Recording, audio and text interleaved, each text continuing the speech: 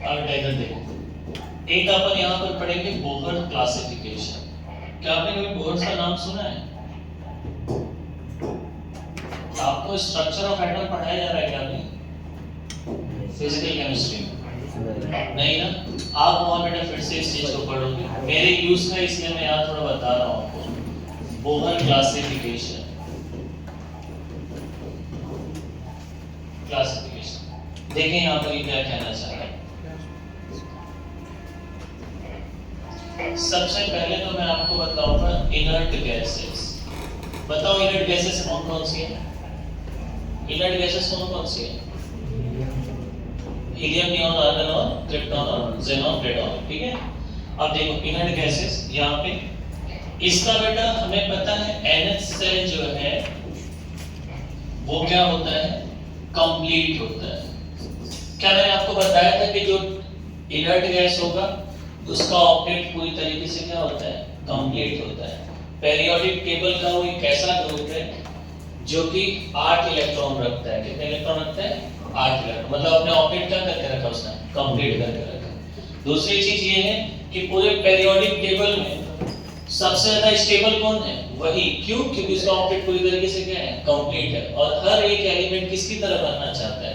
Inert gases की तरह। ठीक है, सबके पास। जैसे कि अगर मैं आपको बता दूं तो बेटा यहाँ पर हमने देखा ऐसा कुछ पढ़ा है क्या बकनॉफ करके? ये सारी चीजें पढ़ी है ना हमने, बकनॉफ वगैरह। ठीक, अब इस पे यहाँ पे कितना होता है? 3, इस पे 4, इनके पूरे ग्रुप पे। इस पे कितना होता है? 5, इस पे पूरे 6, इस पे 7, इस पे 8। कार्बन की वैलेंसी कितनी होती है? 4। ठीक है, तो सर एक और दो किसका होता है? फर्स्ट ग्रुप का, हाइड्रोजन का। और दूसरा कौन सा है? बीटा मांगे कार्बोस्फीर का, राशि का। तो बेटा सबसे ज्यादा 8 किस पे आ रहा है? इनर्ट गैसेस पे आ रहा है। तो वो क्या है? और उसका ऑक्टेट क्या है? पूरी तरीके से कंप्लीट है। और जिसका ऑक्टेट कंप्लीट है वो सबसे ज्यादा क्या होगा? स्टेबल होगा। ठीक है, वो सबसे ज्यादा क्या होगा? स्टेबल होगा। ठीक, अब देखिए आप यहाँ पे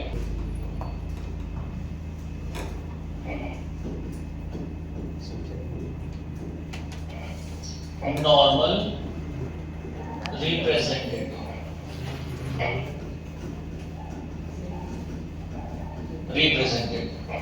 यहाँ पे आपने ले लिया NH सेल। NH सेल यहाँ पर क्या होती है बेटा? इनकम्प्लीट होती है। जैसे किसकी किसकी? एक्सेप्शन छोड़ दो सिर्फ, एक्सेप्ट इनर्ट गैसेस।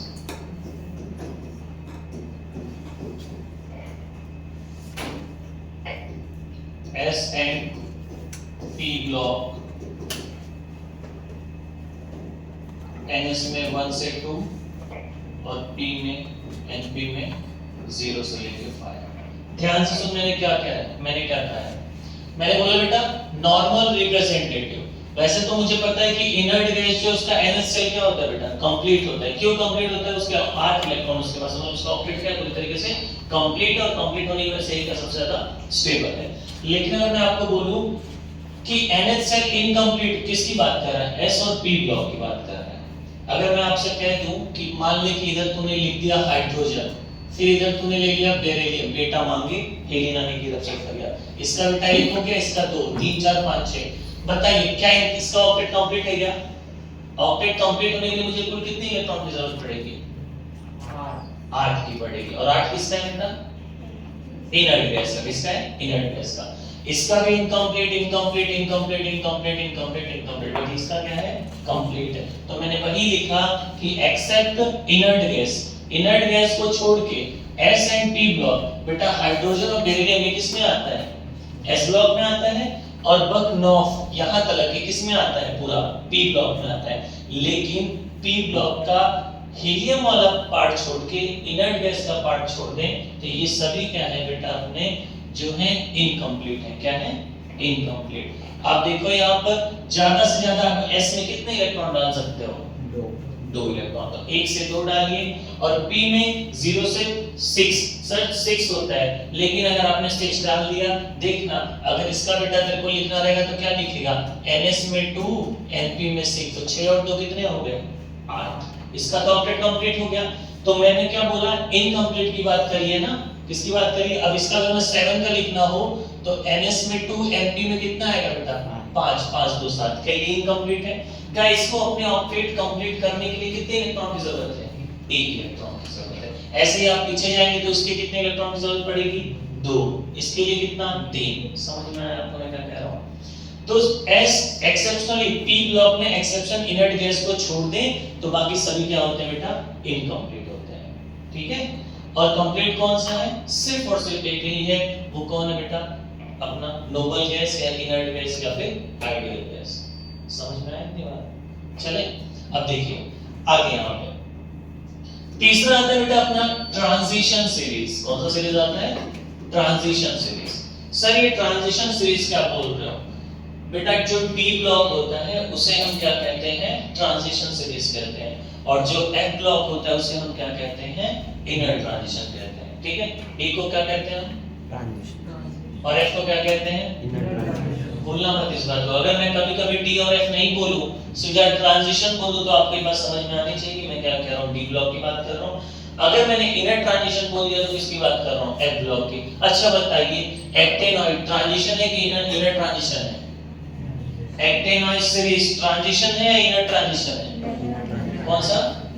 और लैंथेनॉइड इनर ट्रांजिशन। पक्का ना? क्योंकि दोनों ही किसके हैं बेटा? एफ ब्लॉक के हैं। ठीक है, अब देखो ट्रांजिशन में क्या कहता है यहाँ पर? ट्रांजिशन वो ये कह रहा है कि nth ले लो कॉमा n-1 ले लो। क्यों मैंने ऐसा बोला बेटा? ये इसमें बोला जा रहा है कि अगर आप डी ब्लॉक भरोगे तो उसमें कैसे भरना होता है? डी के लिए ऐसा करना होगा, आपको ns लिखना होगा और n-1 लिखना होगा। किसके लिए बेटा? डी के लिए। और n-2 हम किसके लिए लिखते हैं? f के लिए। ठीक है, s के लिए क्या लिखेगा? n, और d के लिए क्या लिखेगा? n-1d, और f के लिए क्या लिखेगा? n-2। तो अभी तो हम ट्रांजिशन की बात कर रहे हैं, तो मतलब हम किसकी बात कर रहे हैं? डी ब्लॉक की कर रहे हैं, तो ns और क्या लिखूंगा? n-1 लिखूंगा। ठीक है, अब आगे देखिए यहाँ पर बोथ इनकम्प्लीट, दोनों ही क्या होंगे बेटा? इनकम्प्लीट होंगे। शायद अगर आपको याद हो तो मैंने इसी क्लासरूम में आपको ट्रांजिशन सीरीज का पूरा इलेक्ट्रॉनिक कॉन्फ़िगरेशन लिखा के दिया है। क्या हमने स्थिति वक्रमण फेकोनी फ्यूजन का नहीं लिखा के दिया मैंने आपको? चलिए बताइए, क्या उसमें दो एक्सेप्शन हमें मिले थे? कौन से एक्सेप्शन मिले थे बेटा? कॉपर और क्रोमियम। ऐसा क्यों हुआ था? क्रोमियम एक्सेप्शनल केस क्यों बना था? खड़े हो जाओ बेटा, बोल एक्सेप्शनल केस क्यों बना था? हाँ, क्योंकि जो 4 इलेक्ट्रॉन्स थे तो उसने और एक इलेक्ट्रॉन है, ऐसे एक इलेक्ट्रॉन लेके अपनी हाफ फील्ड की स्टेबिलिटी को गेन कर गया इसकी वजह से। ठीक है बेटा, खड़े हो जाओ। कॉपर क्यों था बेटा? कॉपर ऐसे एक इलेक्ट्रॉन लेगा तो अपनी कंप्लीट फील्ड की स्टेबिलिटी को गेन कर लेगा और 3D में कितना बना देगा? 10 बना देगा। बैठो। ठीक है, तो मैं वो चीजें आपको बीते लेक्चर में बता चुका हूं, पूरा लिखा चुका हूं। मैं फिर से अगर होगा तो फिर से यहां पढ़ा दूंगा, बता दूंगा। ठीक है, तो बोथ इनकम्प्लीट है बेटा, आइदर इन एटॉमिक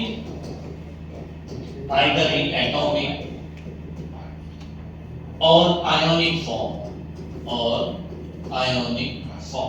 ठीक है, डी ब्लॉक मेटल। ठीक है, देखो एक्सेप्शनल केस है बेटा यहाँ पर, यहाँ भी एक्सेप्शनल केस है। ज़ीनी कनाडा होगी। कौन होगी बेटा? ज़ीनी कनाडा होगी। ठीक है, और आप यहाँ पर ये जो है ना बेटा, ज़ीनी कनाडा होगी, और यूयूबी ये जो है ना बेटा, ये जो तीनों चारों हैं, ये क्या है भाई? नॉन टिपिकल है, नॉन टिपिकल ट्रांजिशन एलिमेंट। बता रहा हूं ये क्या कहना चाह रहा है बेटा। देख मैं तुझे बता दूं कि जब भी डी ब्लॉक, लाइन ध्यान से सुनना मेरी, जब भी डी ब्लॉक की बात करेगा, किसकी बात करेगा? डी ब्लॉक की। तो डी ब्लॉक की जब वो बात करेगा तो डी ब्लॉक तभी होगा जब बेटा वो इनकम्प्लीट फील्ड होगा। क्या होगा? इनकम्प्लीट। अगर वो पूरी तरीके से कंप्लीट हो गया तो वो डी ब्लॉक नहीं कहलाएगा, वो सूडो डी ब्लॉक कहलाता है। क्या कहलाता है?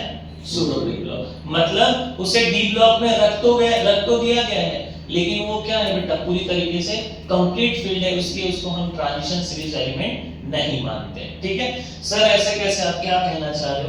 देख ले बेटा, अगर मैंने जिंक लिया, इधर क्या ले लिया?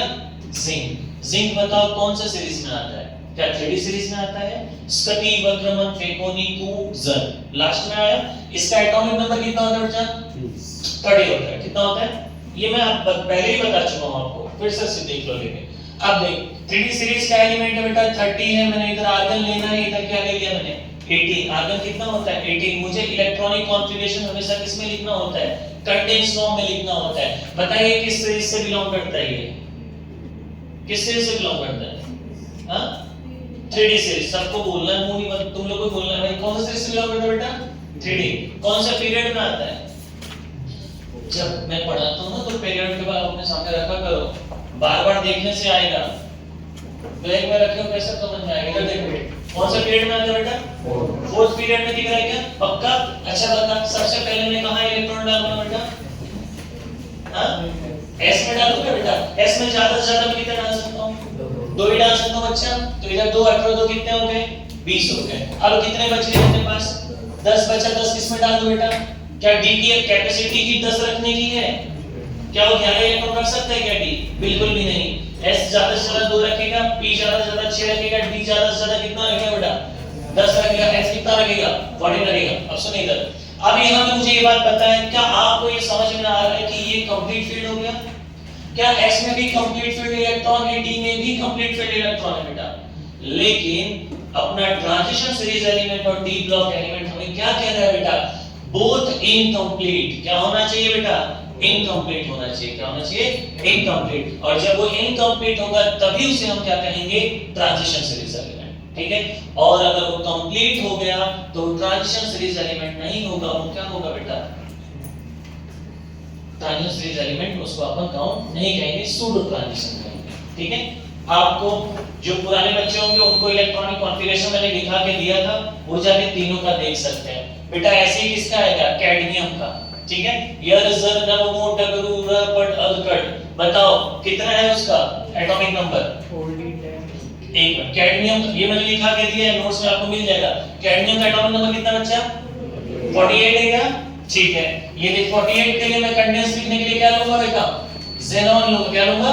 ज़ेनॉन। कितना होता है ज़ेनॉन? ज़ेनॉन कितना होता है? 54 होता है। तो यहां ज़ेनॉन लूंगा कि क्रिप्टॉन लूंगा? क्रिप्टॉन लूंगा। क्या लूंगा बेटा? क्रिप्टॉन लेंगे हम लोग। अब देख क्रिप्टॉन जैसे ही आप लेंगे यहां पर क्रिप्टॉन 36 होता है बेटा? यस। कौन से सीरीज से बिलोंग करता है ये?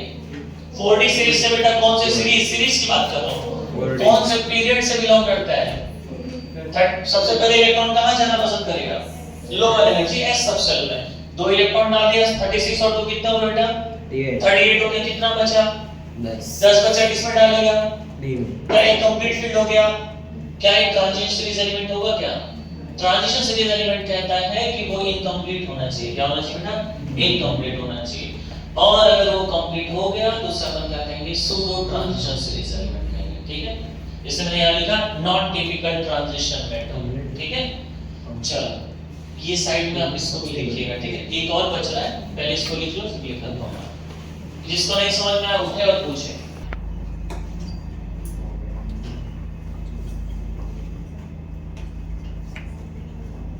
इसी में लास्ट वाला जो है वो क्या आएगा बेटा? इनर ट्रांजिशन आएगा। क्या आएगा? इनर। बताओ इनर ट्रांजिशन अपन किसको बोलते हैं? इनर ट्रांजिशन किसको बोलते हैं बेटा? F block. अब एफ ब्लॉक के लिए कैसे लिखेगा? पहले nth भरेगा, फिर क्या भरेगा बेटा? n-1 वाला भरेगा, फिर उसके बाद क्या भरेगा? n-2 वाला। अब n-2 किसके लिए आएगा बेटा? f के लिए आएगा। किसके लिए आएगा? f के लिए आएगा। पक्का। और n-2 किसके लिए आएगा? d के लिए। और s के लिए क्या आएगा? nth आएगा। ठीक है। ऐसे ही बढ़ते हैं अपन इसको। अब देखिए ये शेल जो है ये भी क्या है बेटा? इनकम्प्लीट। क्या होती है? इनकम्प्लीट होता है शेल इनकम्प्लीट। इसे ही अपन क्या कहते हैं? एफ ब्लॉक एलिमेंट कहते हैं। एक आप इसको भी लिख लीजिए फटाफट। लिखो इसे। अगली हेडिंग आप डालें टिपिकल एलिमेंट। हाँ 2 शब्द लिखे इसमें। समझ में आ रहा है आपको? आपका एलिमेंट ऑफ थर्ड पीरियड लिखो बेटा, लिखना है। Element of third period. Third period का एलिमेंट कौन कौन सा बच्चा, जल्दी बोल। क्या नियॉन है, मैग्नीशियम है, एल्युमिनियम है, सिलिकॉन है, फास्फोरस है, सल्फर है, क्लोरीन और आर्गन है क्या? थर्ड पीरियड आप पीरियोडिक टेबल में जाके देखिए कौन कौन सा एलिमेंट है बेटा थर्ड पीरियड में। दिख रहा है आपको? थर्ड पीरियड के एलिमेंट दिख रहे हैं कि नहीं आपको? हाँ, देखिए आप उसको। ठीक है, जो थर्ड पीरियड का एलिमेंट है ब्रैकेट में लिखो बेटा, except inert gases. Except inert gases, bracket में लिखो एक्सेप्शन वाला, एक्सेप्ट इनर्ट गैसेस। एक्सेप्शन वाला, EXCEPT, exception inert gases. Exception inert gases, bracket close करना। Are typical element, are typical element, are typical element. Example लिखिएगा आप लोग, sodium comma magnesium, Na लिखो, Mg लिखो, एल्युमिनियम लिखो बेटा, सिलिकॉन लिखो, फास्फोरस लिखो, सल्फर लिखो, क्लोरीन लिखो, और लास्ट वाला आपको नियॉन, सॉरी आर्गन नहीं लिखना है। ठीक है, ठीक है, लास्ट में कौन सा आ रहा है उसमें, आर्गन नहीं लिखना है, क्योंकि वो पूरा क्या होता है बेटा, कंप्लीट ऑपरेट कंप्लीट है उसका। यही क्या है अपना टिपिकल एलिमेंट, आपको ये सवाल पूछा जाएगा, हो सकता है आपके इसमें मॉडल में हो भी। ठीक है, आगे आइए आप लोग।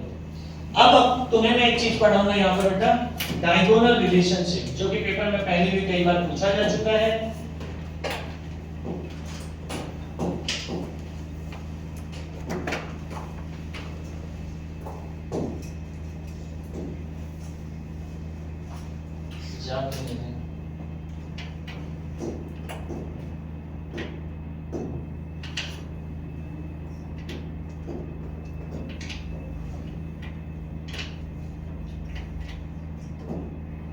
नहीं जा रहा,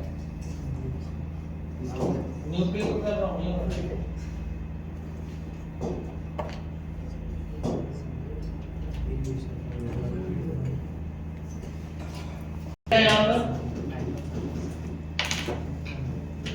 डायगोनल रिलेशनशिप, डायगोनल रिलेशनशिप क्या है बच्चा, ध्यान से देखियो, बहुत इंपॉर्टेंट है, कई बार पेपर में पूछा गया है। डायगोनल रिलेशनशिप का मतलब है सिमिलैरिटी, सिमिलैरिटी इन प्रॉपर्टीज, इन प्रॉपर्टीज। किसकी वो बात कर रहा है बेटा, ये लिथियम हो गया, बेरिलियम हो गया, और कौन हो गया बेटा यहाँ पर, बोरॉन हो गया। लिथियम मैग्नीशियम के साथ में, बेरिलियम एल्युमिनियम के साथ में, बोरॉन सिलिकॉन के साथ में। आप चाहें पीरियोडिक टेबल में देखिए, आप लोग पीरियोडिक टेबल में देखो, सब मेरे साथ ही लिखना चालू कर दें भगवान।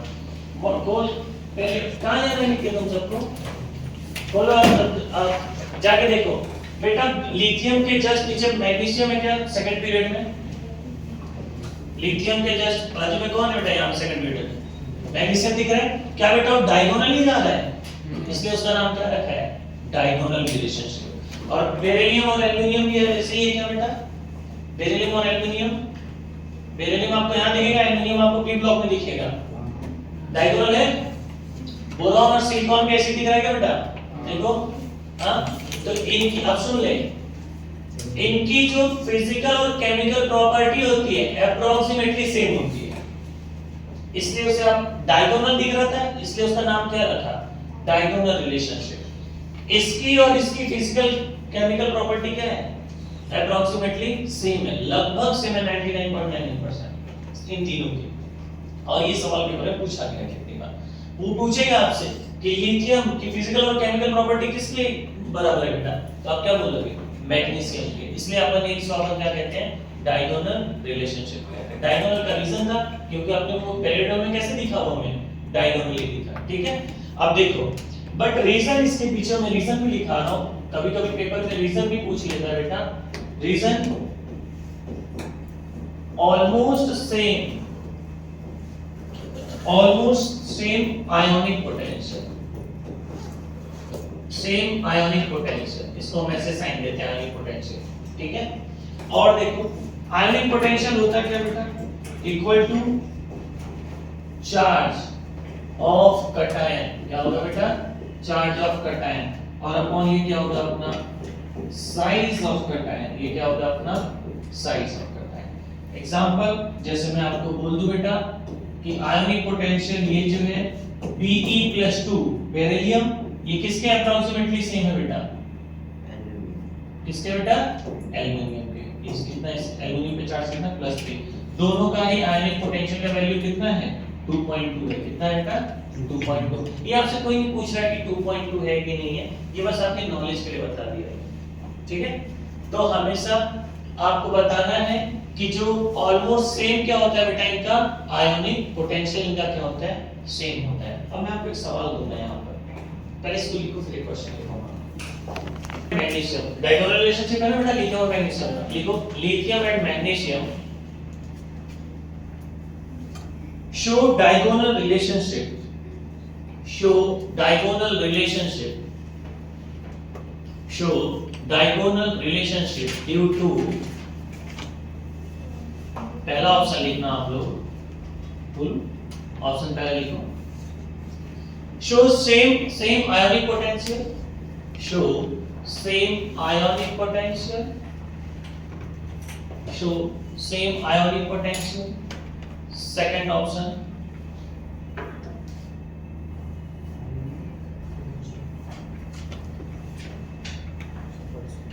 Almost same atomic radius, almost same atomic radius. पहला क्या लिखा आपने, आयोनिक पोटेंशियल, हाँ ionic potential, same ionic potential ना, हाँ। दूसरा लिखो ऑलमोस्ट सेम एटॉमिक रेडियस, लिखो बेटा। तीसरा बोलूं मैं, बोलूं तीसरा, लिखो almost same ionic radius, almost same ionic radius. D लिखो none of these, D option लिखना आप लोग, नन ऑफ दीज। कौन बताएगा आंसर इसका, कौन बताएगा आंसर इसका, बोल बेटा। अदर क्या नाम है, सार्थक, बोल बेटा। Show same ionic potential, same ionic potential, sir अभी अभी आपने बताया, बट आप ध्यान में रखिएगा लिथियम और मैग्नीशियम के लिए आंसर नहीं जाएगा। सुने क्यों नहीं जाएगा, उसमें आयोनिक रेडियस भी लिखा है ना बेटा एक, तो पहले आंसर पे टिक करो, थर्ड वाला almost same ionic radius. Reason बता रहा हूं क्यों, रीजन बता रहा हूं, पहले इस पर टिक करो। टिक किया, किसके वाले का आंसर तीसरा होगा, रीजन लिखो। If ionic radius, if ionic radius, if ionic radius is not in option, अगर ionic radius ऑप्शन में नहीं दिया रहेगा तब अपन आंसर क्या लगाएंगे, सेम आयोनिक पोटेंशियल, ठीक है। बट अगर आयोनिक रेडियस डाल दिया तो आप आंसर क्या टिक करोगे बेटा, आयोनिक रेडियस, ठीक है। आगे लिखो कॉमा करके, तो आंसर क्या जाएगा बेटा, आयोनिक पोटेंशियल। नहीं, अगर आयोनिक रेडियस नहीं दिया तो आंसर क्या जाएगा, आयोनिक पोटेंशियल। हाँ, तो आगे लिख लो, आंसर आयोनिक पोटेंशियल जाएगा जब आयोनिक रेडियस नहीं दिया होगा तब, ठीक। ये बात आप ध्यान में रखिएगा।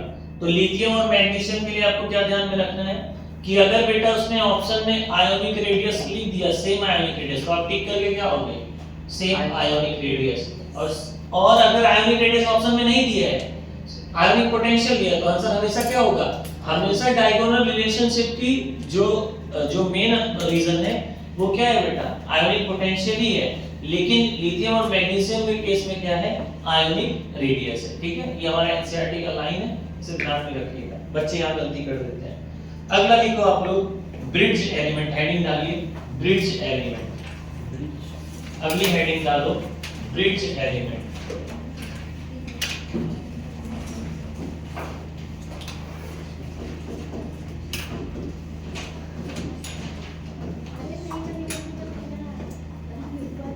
अब ये हेडिंग डालें आप ब्रिड्ज है, ठीक है, दो शब्द लिखो। According to Mendeleev periodic table, according to Mendeleev, बेटा तू लिख क्यों रहा है, लिखो। According to Mendeleev periodic table, third period element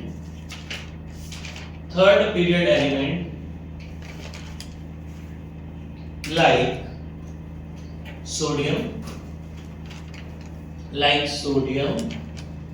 magnesium, aluminium, etc. are sodium, magnesium, aluminium etcetera. बेटा थर्ड पीरियड की बात कर रहे हैं, ठीक है, सिर्फ आर्गन को छोड़ देना, नोबल के। जब हमने टिपिकल लिखा था ना, टिपिकल एलिमेंट के बारे में, तो थर्ड पीरियड में कौन आया था, यही तो आया था, सोडियम, मैग्नीशियम, एल्युमिनियम, सिलिकॉन, ये सभी तो आए थे, ठीक है। आर ब्रिड्ज एलिमेंट,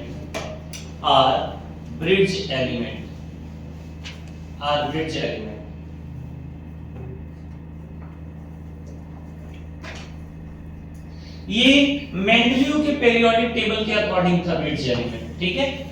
लेकिन जो मॉडर्न पीरियोडिक टेबल है बेटा, हो सकता है सवाल ऐसा पूछ लिया आपको थ्योरेटिकल में, इसलिए मैं लिखा दे रहा हूं, बट लिखो नीचे आप लोग second point, lithium comma beryllium, second point में लिखना बेटा, lithium comma beryllium comma boron are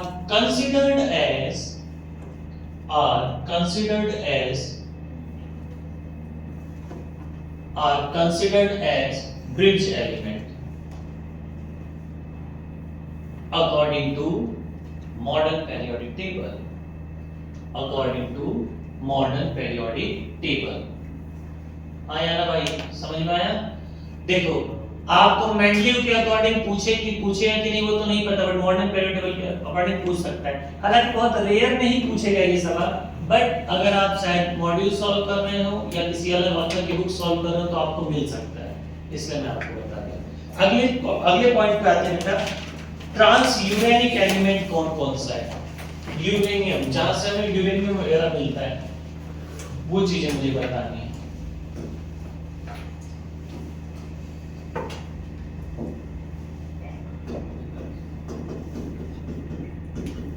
trans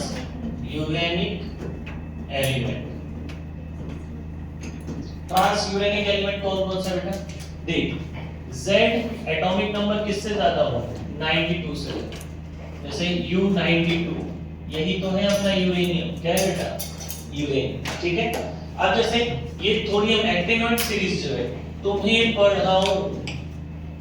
पढ़ाऊं, ये अपना क्या है 90, 91, ये क्या हो गया 92, ये तीनों हमें नेचुरल एक्टिनोइड है, क्या बेटा ये नेचुरल एक्टिनोइड, ये सब ट्रांस यूरेनिक एलिमेंट है, ठीक।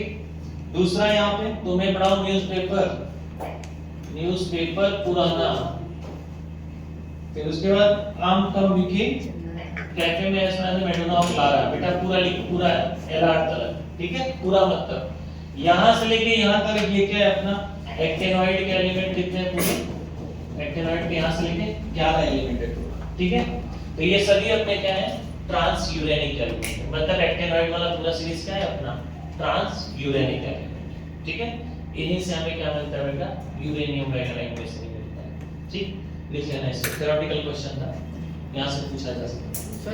ये चीज ब्रिज एलिमेंट का मतलब, ब्रिज एलिमेंट का मतलब ये है कि इनकी लगभग प्रॉपर्टियां क्या होती हैं, अप्रोक्सीमेटली सेम हमें शो करती हैं। लिखो जल्दी, all transuranic element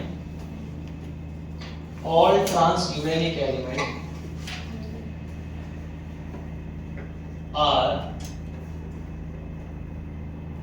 radio and man-made, all transuranic element are radio and man-made, मतलब रेडियो एक्टिव एलिमेंट है बेटा, क्या है सर, रेडियो एक्टिव, यूरेनियम क्या है अपना रेडियो एक्टिव एलिमेंट, ठीक है। सेकंड उसमें अगला पॉइंट लिखो, all actinoid are radioactive, all actinoid are radioactive, all actinoid are radioactive, all actinoid are not man-made, सभी एलिमेंट कुछ नेचुरल भी मिलते हैं, जो मैंने आपको बताया यूरेनियम और थोरियम और ये सभी कैसे मिलते हैं बेटा, नेचुरल। बाकी ये जो है वो कैसे हैं, मैन मेड, मतलब आदमियों ने हमारे द्वारा बनाई गई चीजें, ठीक है। All actinoid are not man-made. Sir मतलब ये ट्रांसयूरेनिक एलिमेंट्स ये सब मैन मेड नहीं, सब कहाँ है बेटा, कुछ नेचुरल भी तो है। नहीं ट्रांस ये पूरे ही ट्रांसयूरेनिक एलिमेंट है, पूरे इसमें कुछ नेचुरल है और कुछ मैन मेड है बेटा, ठीक है।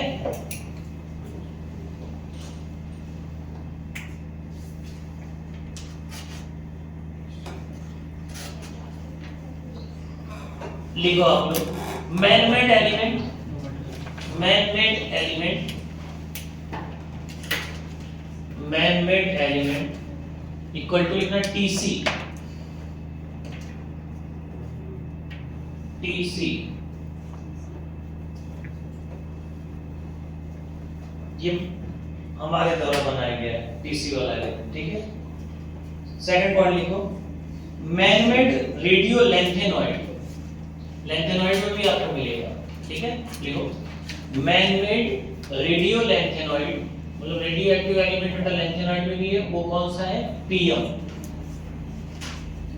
Man made radio lanthanoid, man made radio lanthanoid, lanthanoid में पीएम आता है क्या बेटा, पीएम आता है ना, हाँ तो पीएम वो मैन मेड हमारे द्वारा बनाई गई, इंसान द्वारा।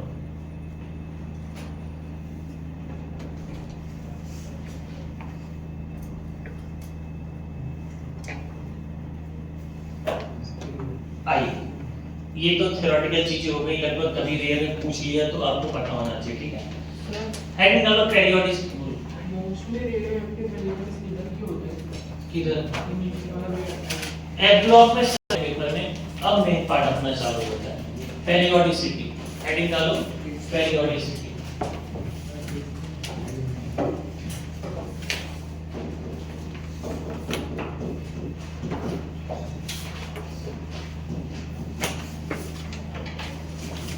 पेरियोडिसिटी। चलो लिखो, repetition of property, repetition of property, repetition of properties after regular interval, after regular interval,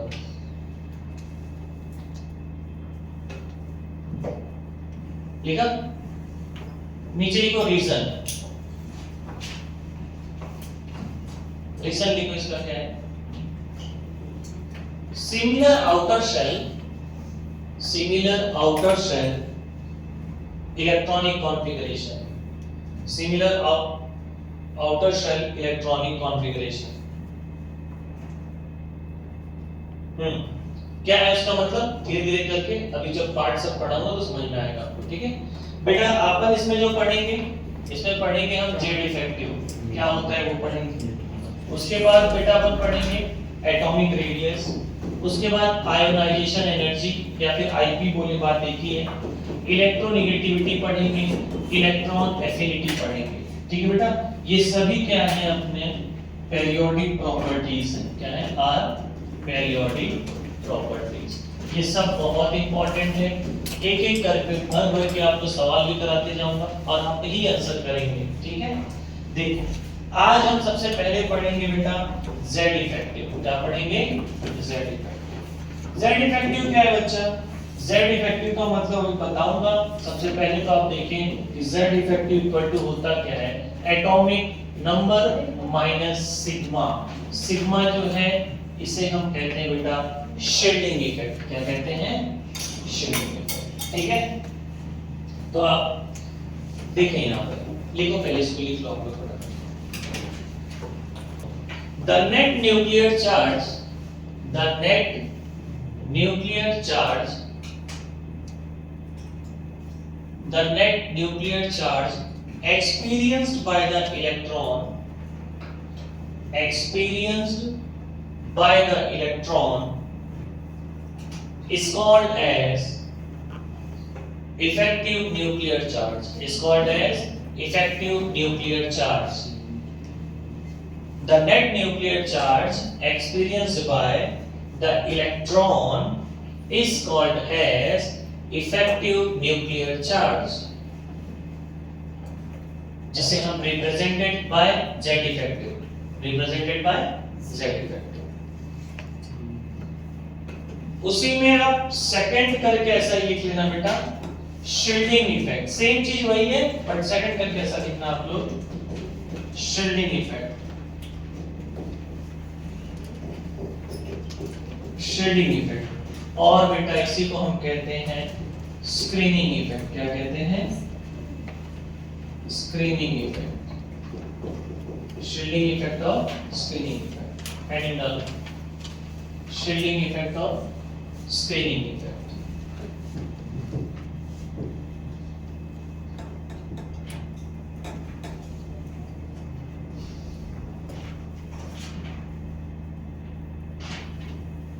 बोलो बच्चा,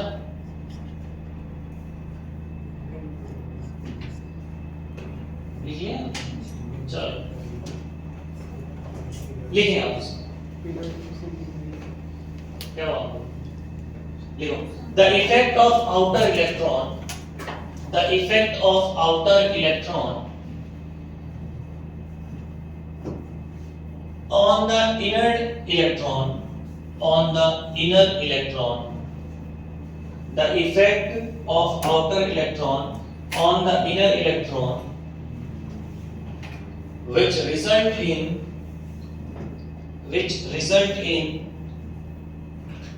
shielding of,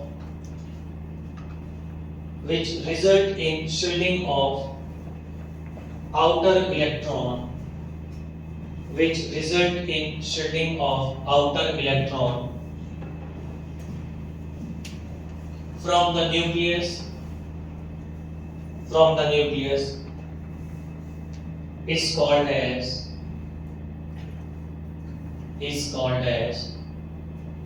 shielding effect, is called as shielding। नीचे लिखना आप लोग उसी में, represented by shielding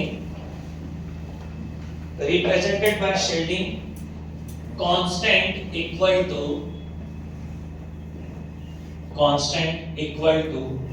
sigma, constant equal to sigma।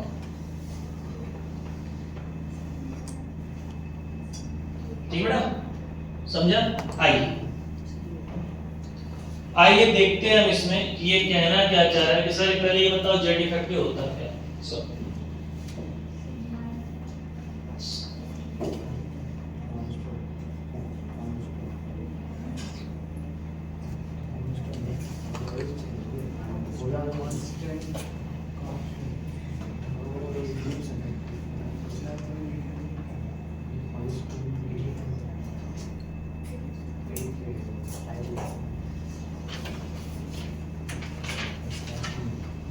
चलो देखो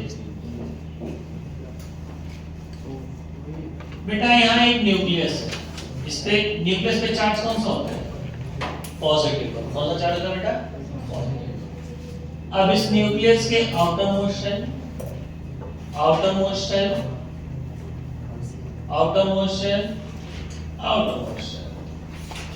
इलेक्ट्रॉन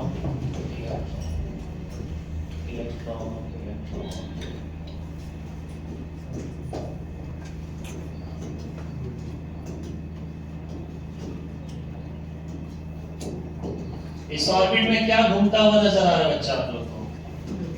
क्या इलेक्ट्रॉन घूमता हुआ नजर आ रहा है? न्यूक्लियस पे चार्ज किस चीज का होता है? पॉजिटिव का, और इलेक्ट्रॉन पे चार्ज का ही होता है बेटा। ठीक, ध्यान से सुनिएगा आप लोग, टफ नहीं है, इजी चीज है। शील्डिंग इफेक्ट को हम किससे डिनोट करते हैं बेटा? सिग्मा से। किससे रिप्रेजेंट करते हैं? सिग्मा से। जेड इफेक्टिव से, ठीक है। अब देखो, न्यूक्लियस में चार्ज पॉजिटिव का है।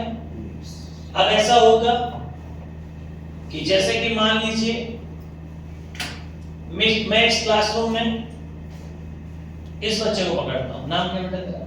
सफल। सफल, सक्सेस, हमारा सफल हमारे पास बैठा है, ठीक है। सफल यहाँ पर है, ठीक है। सफल एक बहुत प्यारा सा बच्चा है भाई, 10th पास करा हुआ है, ठीक है। और सफल हमारा न्यूक्लियस है बेटा। क्या है? न्यूक्लियस, ठीक। कहानी बताऊंगा, कहानी के पीछे हंसी आएगी, लेकिन याद रखिएगा कभी भूलोगे नहीं आप, कभी भी नहीं। जैसे मेरे टीचर ने बताया, आज तक मैंने बोला, आप भी नहीं भूलोगे, ठीक है। सफल न्यूक्लियस है हमारा। ऐसा है बेटा कि सफल 10वीं की छुट्टियां मना रहा है घर पे, ठीक है, गेम वगैरह खेल रहा है। मम्मी जैसे लड़कों को ज्यादातर खास करके बोलती हैं कि बेटा जा मैगी लेके आ, दूध लेके आ, धनिया लेके आ, तो फिर भेज देते हैं ना। बड़े थोड़ा सा आलसी टाइप का है, तो थोड़े देर में उठ के जाता है, तुरंत उठ के जाता नहीं। हाँ ठीक है, आप जाता हूँ थोड़ी देर में, 2-4 बार आप बोलेंगे तब जाता है ना सफल। फिर ये सब हम सबके साथ होता है। तो ये घर से बाहर भी नहीं निकलता है, पूरे टाइम गेम में लगा रहता है। एक टाइम ऐसा आता है बेटा ये घर से बाहर निकलता है, ठीक है। जैसे ही घर से बाहर निकलता है, जाता है मैगी लाने के लिए। सुबह सुबह 10 बजे का टाइम रहता है, गर्मी की छुट्टी चल रही है। जैसे ही ये बाहर निकलता है, ए विंग में ये रहता है, बी विंग की बालकनी में एक सुंदर कन्या खड़ी है, बाल बना रही है। जैसे ही सफल देखता है उसे, अचानक से नजर उस पे जाती है, बेटा वो इलेक्ट्रॉन कन्या, वो महिला क्या है? इलेक्ट्रॉन, ठीक है। अब ये देखता तो है, देख के एक बार चला जाता है। फिर कुछ देर के बाद ऐसा होता है कि सफल घर आता है और बार बार सोचता है आखिर वो है कौन जिसे मैं नहीं जानता। फिर वही लड़का जो घर से बाहर नहीं निकलता, अब ये घर से दिन में 4 बार बाहर निकलता है, बालकनी की तरफ देखता है। एक दिन ऐसा होता है कि 2-4 दिन, हफ्ते भर की बात चलती है, और एक बार लड़की जिसे देखती है सुंदर कन्या, और यहाँ पे गजब का अट्रैक्शन होता है, ठीक है। दो अपोजिट चार्ज होने की वजह से उनके बीच में क्या हो गया? अट्रैक्शन हो गया, ठीक है। अट्रैक्शन हुआ, अरे अट्रैक्शन इस, ध्यान से सुन बात ना। अट्रैक्शन इसलिए हुआ बेटा क्योंकि मामला करीबी था, ठीक है।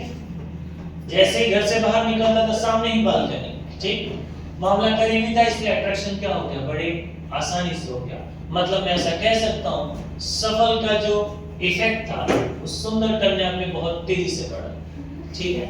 अब देखिए आप, लेकिन सफल थोड़ा सा रंगीन टाइप का इंसान, कैसा टाइप का इंसान बेटा? रंगीन टाइप का। सफल का कहना है एक दिन वो घर से फिर बाहर निकलता है टहलने के लिए, ए से बी विंग से सी विंग की तरफ जाता है। जैसे ही वो सी विंग की तरफ जाता है, बोला मैंने मेंशन किया वो रंगीन टाइप का इंसान, बोलता है उसे फिर एक सुंदर कन्या दिखती है, आखिर है वो रंगीन, तो बोलता है चलो लगे हाथ इसे भी निपटा दिया जाए, ठीक है। अब ऐसा होगा, ध्यान से सुन, शील्डिंग पे टूट जाएगा।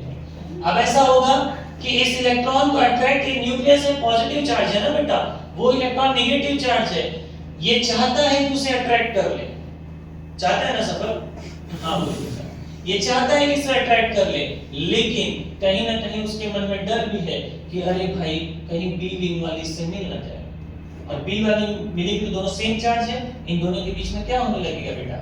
रिपल्शन होगा। क्या होगा? दो सेम चार्ज आएगा तो क्या होगा? रिपल्शन होगा, ठीक है। आखिर ये महान आत्मा सी से डी की तरफ जाते हैं, वहां भी यही कहानी होती है बेटा। फिर एक दिन कॉलेज पहुंचता है तो ये तीनों ही इसकी दोस्त निकलती हैं। ये चाहता है कॉलेज जाता है, चलो अब तो दूर आ गए हैं, अब क्या दिक्कत है, यहाँ तो मैं कर ही सकता हूँ जो मुझे करना है, ठीक है ना। लेकिन ये तीनों इसकी दोस्त निकलती हैं और ये अचानक से देखते हैं और इनके मन में एक डर पैदा हो जाता है, तीनों मिल के मारेंगे मुझे, ठीक है। अब बेटा मेरा कहने का मतलब ये था कुल मिला के कि जैसे जैसे दूरी बढ़ती जा रही है न्यूक्लियस से, जैसे जैसे दूरी बढ़ती जा रही है, आप देख पा रहे हो इस न्यूक्लियस का उतना अच्छा इफेक्ट लग नहीं रहा है। बताइए सबसे अच्छा इफेक्ट कहाँ लगा था बेटा? घर के बाजू में एकदम बी विंग वाले, है ना। क्या सी पे उतना इफेक्ट लगा था क्या?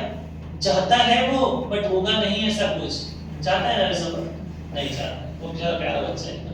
ठीक है, जैसे जैसे दूरी बढ़ती जा रही है बेटा, गजब का रिपल्शन हो रहा है। देखिए इनके बीच में ये भी रिपेल करेगा, ये भी रिपेल करेगा, गजब का रिपल। और आउटर मोस्ट शेल जो है वहां तो मतलब कोई चांस ही नहीं है बेटा, मतलब मार खाने की नौबत आ गई है। ठीक है, गजब का रिपल्शन होने की वजह से इलेक्ट्रॉन सेम चार्ज होने की वजह से रिपल्शन इतना बढ़िया है कि बढ़िया होने की वजह से वो इलेक्ट्रॉन आउटर मोस्ट शेल वाला इस न्यूक्लियस तक पहुंच नहीं पा रहा है।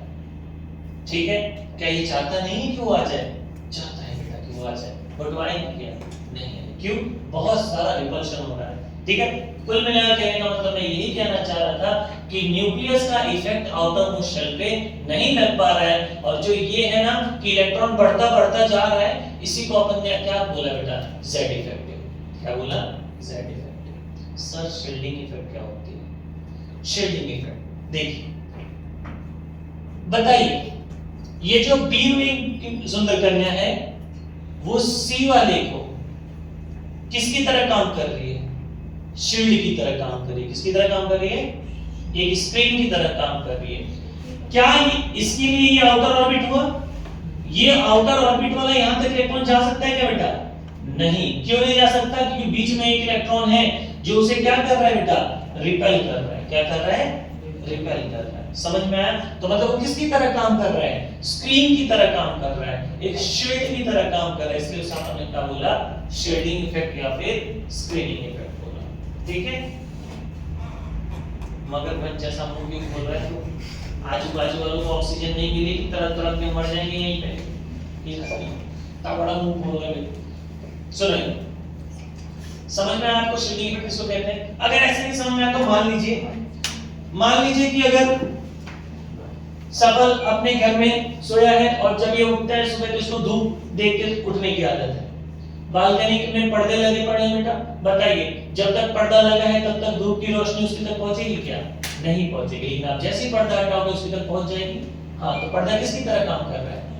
स्क्रीन की तरह, एक शील्ड की तरह। सेम कहानी यहाँ पर भी है। हर एक आउटर ऑर्बिट का एक इनर ऑर्बिट होगा। अब इसका ये आउटर ऑर्बिट है, एकदम आउटर ऑर्बिट है, तो ये इनर ऑर्बिट किसकी तरह काम कर रहा है बेटा? शील्ड की तरह। यही क्या होता है? अपना शील्डिंग इफेक्ट होता है। मैं आपको बता दूं कि न्यूक्लियस के सबसे करीब कौन होता है बेटा? s सबशेल होता है। फिर कौन आता है? p सबशेल, फिर d सबशेल, फिर f सबशेल। तो इस हिसाब से अगर मैं देखूं तो सबसे अच्छा शील्डिंग इफेक्ट किसका होगा बेटा? s का। फिर किसका होगा? p का, फिर d का, फिर किसका होगा बेटा? f का। इसका पुअर होता है और इसका क्या होता है बेटा? नेग्लिजिबल। क्या होता है बेटा? नेग्लिजिबल। ठीक है, समझ में आया आपको? पक्का? जैसे जैसे दूरी बढ़ेगी बेटा वैसे वैसे दूरियां बढ़ने से रिश्ते क्या होते हैं? खराब हो जाते हैं। ठीक है, इतना अच्छा इफेक्ट वहां पे नहीं लग पाएगा। और इफेक्ट अच्छा नहीं लगेगा तो इलेक्ट्रॉन न्यूक्लियस के पास आ नहीं पाएगा। ठीक है, क्यों नहीं आ पा रहा है? क्योंकि बीच में इलेक्ट्रॉन आउटर ऑर्बिट को के इलेक्ट्रॉन को क्या कर रहा है? रिपेल कर रहा है। क्या कर रहा है? रिपेल कर रहा है। और इनर ऑर्बिट स्क्रीन की तरह काम करे तो उसी को अपन ने क्या कहा? स्क्रीनिंग इफेक्ट, या फिर क्या कहा हमने? Shielding effect. AIPMT all India pre medical test में एक बार सवाल पूछा गया था कि ये वाला ऑर्डर पूछा गया था कि पुअर शील्डिंग इफेक्ट किसकी होगी? ऑर्डर बताइए। ठीक है, तो यही ऑर्डर है। सबसे अच्छा s का, फिर p का, फिर d का, फिर किसका होगा? f का होगा। तुम्हें समझ में नहीं आया या फिर तुम सो रही हो? हाँ, मुझे पता है तुम सो रही हो। जाओ भूल को नहीं, तुम सो रही हो, जाओ। मैं झूठ बोल रहा हूं? नहीं, मैं झूठ नहीं बोल रहा हूं। जो स्लैटर साइंटिस्ट आए, जब उन्होंने बताया जेड इफेक्टिव की वैल्यू निकालना बताया, तो वो भी 100% सही नहीं है, लेकिन औरों से बेहतर थे वो। और भी साइंटिस्ट लोग ने इसको बताया जेड इफेक्टिव निकालने का तरीका, उनसे सबसे अच्छा किसका था? इन्हीं का था। बट वो भी पूरी तरीके से सही नहीं है। बट आज तक उन्होंने ही बताया, इसलिए आज तक उन्हीं को पढ़ रहे हैं। ठीक है,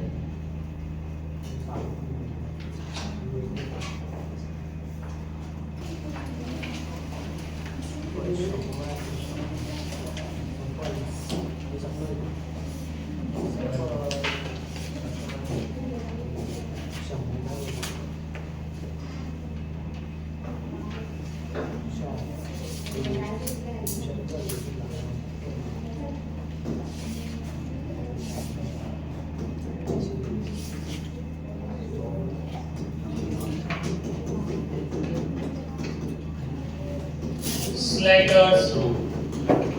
देख बच्चा स्लैटर्स क्या कह रहा है। Z effective calculation for NS और NP इलेक्ट्रॉन, NS और NP इलेक्ट्रॉन, ठीक है। सबसे पहला Z इफेक्टिव का कैलकुलेशन करना है S और P के लिए। कुछ स्लाइडर्स ने कुछ जानकारियां दी, जो क्या थी बेटा, for nth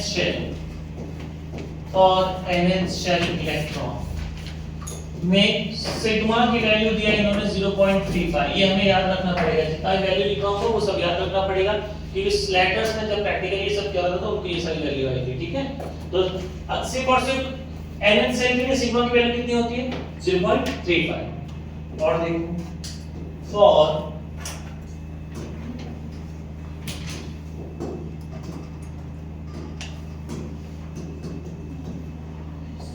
n minus 1th shell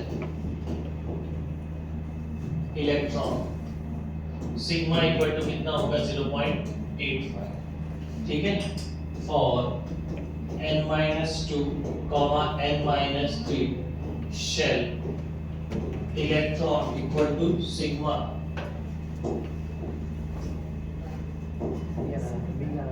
shell electron sigma equal to कितना होगा, 1, ठीक है। ध्यान से देखना बेटा, S और P का अगर हमें Z इफेक्टिव कैलकुलेशन करना है तो nth सेल का सिग्मा का वैल्यू कितना होगा, 0.35। n-1 D के लिए लिखते हैं तो सिग्मा का वैल्यू कितना है, 0.85। n-2 n-3 के लिए कितना होगा, सिग्मा का वैल्यू 1 होगा। सर ये आप क्या कहना चाह रहे हो, n-2 n-3 बात करूंगा, एक सवाल करना लीजिए, सब समझ में आ जाएगा, ठीक है। फिलहाल हमें याद रखना है। अभी दूसरी चीज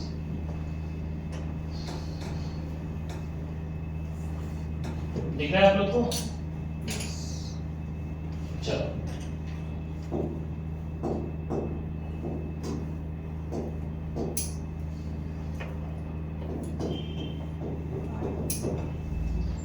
Z effective calculation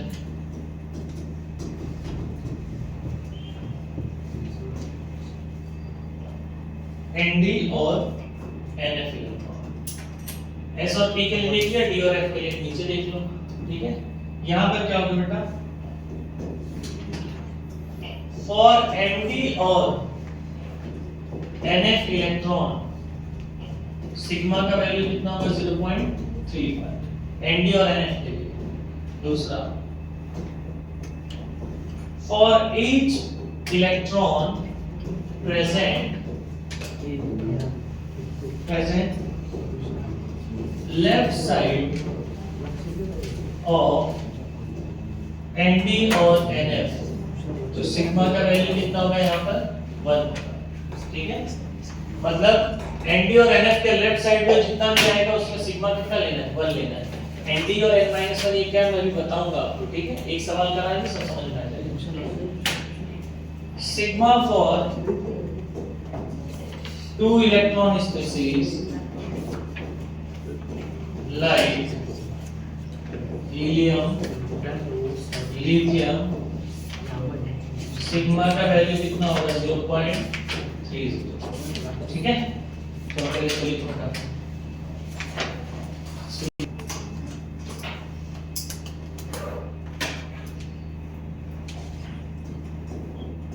calculate Z effective, calculate क्या करें आप, Z इफेक्टिव फॉर जिंक, ठीक है।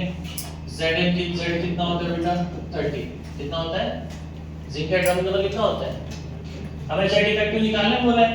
Z इफेक्टिव का फार्मूला मुझे पता है बेटा क्या है, Z इफेक्टिव इक्वल टू क्या है, Z माइनस सिग्मा। सिग्मा मेरे को पता है क्या अभी, नहीं मेरे को सिर्फ और सिर्फ क्या पता है, Z पता है। तो Z इफेक्टिव निकालने के लिए मुझे Z माइनस क्या पता होना चाहिए, सिग्मा भी पता होना चाहिए। कैसे निकालेंगे सिग्मा से, जिंक का एटॉमिक नंबर 30 और पूरा इसका इलेक्ट्रॉनिक कॉन्फ़िगरेशन लिखो, कंडेंस में नहीं पूरा। कैसे लिखेंगे बेटा, 1s में 2, 2s में 2, 2p में 6, कितने हो गए 10, 3s में 2, 3p में कितना आएगा बेटा 6, 3d में कितना आएगा 10, 4s में कितना आएगा 2। क्या लास्ट में हम कंडेंस लिखते नहीं आते क्या, कंडेंस सब लिखते नहीं आते ना, हाँ अरे बेटा यही तो आता है।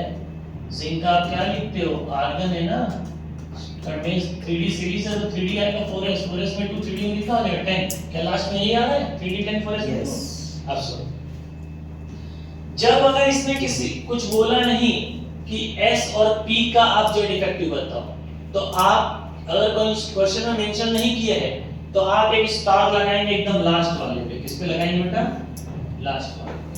और इसमें से एक इलेक्ट्रॉन क्या कर देंगे? कम कर देंगे। कितना इलेक्ट्रॉन कम करेंगे आप लोग? एक इलेक्ट्रॉन। मैंने क्या बोला ध्यान से सुनना। पहले आपको पूरा का पूरा इलेक्ट्रॉनिक कॉन्फ़िगरेशन लिख लेना है, ठीक है? फिर अगर उसने क्वेश्चन में ऐसा मेंशन नहीं किया कि 4s 3d 3p ऐसा कुछ मेंशन नहीं किया, तो एकदम एंड वाले पे आप क्या डाल दोगे? स्टार डालो और उसमें से एक इलेक्ट्रॉन क्या करो? कम कर दो। अब देखो सर क्या कर रहे हो आप? बेटा ये s है ना 4 वाला सिर्फ एक ही दिख रहा है क्या? 4 वाला सिर्फ एक ही दिख रहा है ना? क्या 4 वाला आपको सिर्फ एक ही दिख रहा है?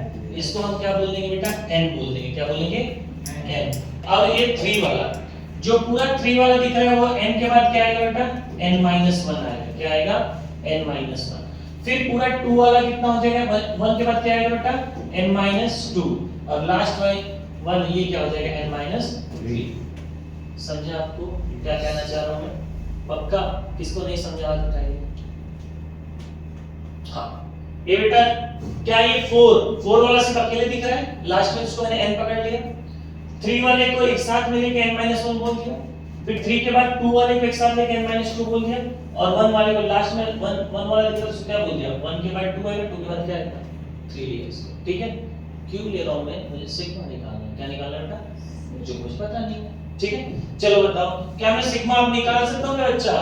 बोल तो मुझे यहाँ पे कि बता इस s पे टोटल कितने इलेक्ट्रॉन दिख रहे हैं तेरे को? 2। n-3 की वैल्यू कितनी होती है? अभी सुन एक मिनट, जेड इफेक्टिव निकाला ना? हाँ n-3 की कितनी वैल्यू बेटा? 1। सिग्मा की वैल्यू कितनी है? तो मैं इनटू कितने से कर दूंगा? 1 से। प्लस n-2 पे आ जा, 6 7 1 8। सर आपको कैसे पता चला कि आपको n-1 यहाँ पे लेना है? वही वाली आप पहले ले रहे हो। n-1 n-2 को हमेशा कितना लेना है बेटा? 1 ही लेना है। कितना लेना है? 1। दूसरा बता n-2 पे टोटल इलेक्ट्रॉन कितने हैं? 8 ले लो बेटा। n-2 की वैल्यू कितनी है? 1 से इंटू कर दूं प्लस d। इस n-1 पे टोटल इलेक्ट्रॉन कितने हैं? 18। n-1 की वैल्यू कितनी है बेटा? 0.85 प्लस यहाँ पे कितना इलेक्ट्रॉन लिखूं? 2 लिखूं क्या? अभी तो बताया ना यार कि जिस पे स्टार लगा दो उसमें से एक इलेक्ट्रॉन क्या करना है आपको? कम करना है। तो 2 का कितना हो जाएगा? ये 1 हो जाएगा। और 1 तो s n का कितना इलेक्ट्रॉन है? n पे nth शेल पे कितना इलेक्ट्रॉन है? सिग्मा का वैल्यू कितना है? तो इनटू कितने से कर दो बेटा? 0.35 से। आप इसको सॉल्व करेंगे तो आपका कुछ आएगा बेटा। जब आप इसको टोटल सॉल्व करके आएंगे तो इसको वैल्यू आएगी 25.65। सॉल्व करके देख लो ऐड करके कितनी आएगी? 25.65।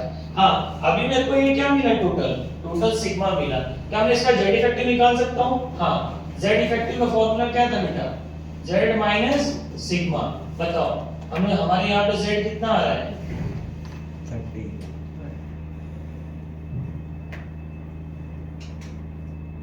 यहाँ z कितना दिया है बेटा? एटॉमिक नंबर कितना है इसका? 30। 30 माइनस कितना कर दूं? 25.65। इसमें से हम माइनस करेंगे तो 4.35 आंसर आएगा। इससे मुझे क्या मिल गया बेटा? z इफेक्टिव मिल गया।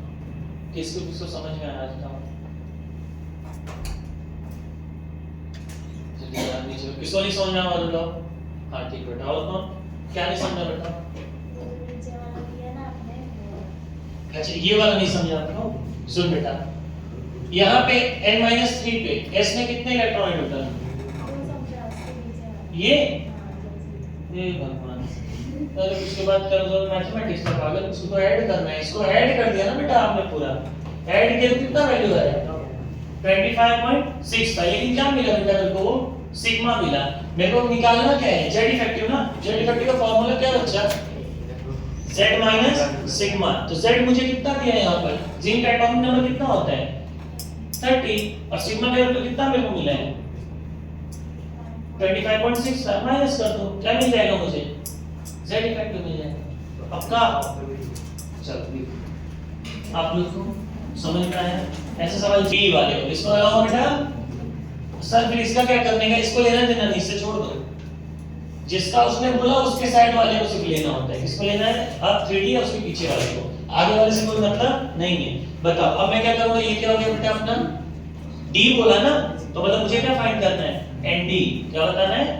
तो मैं क्या सर इसको फिर मैं n-1 करूं क्या? नहीं, क्यों मैं बोला क्यों नहीं करना है? सर n-1 n-2 यहाँ पे आएगा क्या? सर इतना सारा तो पढ़ा है, कर दो ना n-1 n-2। लेकिन मैं रोकूंगा बेटा, जाओ सेकंड वाला मैंने आपको बोला था जब आपको कि Z effective calculation for ND और एनएफ मिला आपको, एनडी और एनएफ मिला। अब उसमें सेकंड पॉइंट देखो मैंने क्या लिखा है, for each electron present left side of ND और एनएफ। क्या यहाँ पे एनडी है तो उसके पूरे सिग्मा की वैल्यू कितनी होगी? 1। सब लोग नोट्स में दूसरा पॉइंट देखो, पक्का समझा? समझा मैं क्या कहना चाह रहा हूं? तो क्या बेटा यहाँ पे n-1 n-2 लिखने की जरूरत है क्या? नहीं, मुझे खुद पूरा पता है इसके लेफ्ट साइड का एनडी के लेफ्ट साइड या फिर एनएफ होता ना तो उसका पूरा लेफ्ट साइड का सिग्मा का वैल्यू कितना पकड़ेंगे? 1। समझ जो पहले समझ रहा था, हाथ उठाइए तरीके से समझ में आया। ये बात किसको समझ में आई? पहले हाथ उठाइए। अच्छा, लड़कियों को सबको समझ में आ गया, आपको नहीं समझिए? आपको तो बोलना होता है ना, थोड़ा बोलना खुल बेटा। हाँ, सेकंड पॉइंट देखो एनडी और एनएफ का। बेटा उसमें क्या लिखा है, पढ़ो। प्रेजेंट एनडी और एनएफ के लेफ्ट साइड में ना बेटा, तो एनडी यहां हमने पकड़ लिया बेटा, ये 3 इसको एन से निकाल दो और एडी हो गया एनडी। क्या एनडी के लेफ्ट साइड को पूरे को मैं क्या पकड़ के चलूंगा? 1। सिग्मा की वैल्यू कितनी होगी? 1। समझा ना? पक्का? चलो अब देखो, अब मुझे इसको सॉल्व करना है तो मैं क्या कर दूंगा बेटा, सिग्मा निकालना है तो पहले मैं क्या कर दूंगा, सभी इलेक्ट्रॉन को एक साथ ऐड कर दूंगा। 2 + 2 प्लस कितना बेटा 6 + 2 प्लस कितना बेटा 6। इसको नहीं लिखना अभी, हाँ ये हो गया। कितने से इंटू कर दूं? 1 से, ठीक है। और प्लस इसमें से एक इलेक्ट्रॉन कम करना पड़ेगा, जिस पे स्टार आया उसमें से क्या करना है, एक इलेक्ट्रॉन कम करना है। तो यहाँ कितना हो जाएगा 9। और एनडी की वैल्यू कितनी होती है? एनडी की वैल्यू कितनी लिखा के दिया, देखो लिखा के दिया ना एनडी। हाँ गुड, 0.35। शाबाश। अब इसको आप ऐड कर लेंगे तो ये टोटल सॉल्व करोगे तो इसकी वैल्यू आनी चाहिए 21.515, ठीक है। क्या मैं इसका जेड इफेक्टिव निकाल सकता हूं बेटा? कितना जेड कितना है 30 माइनस कितना 21.15, तो कितना आएगा 8.85 समथिंग कुछ आंसर आना चाहिए। बोलो क्या नहीं समझा?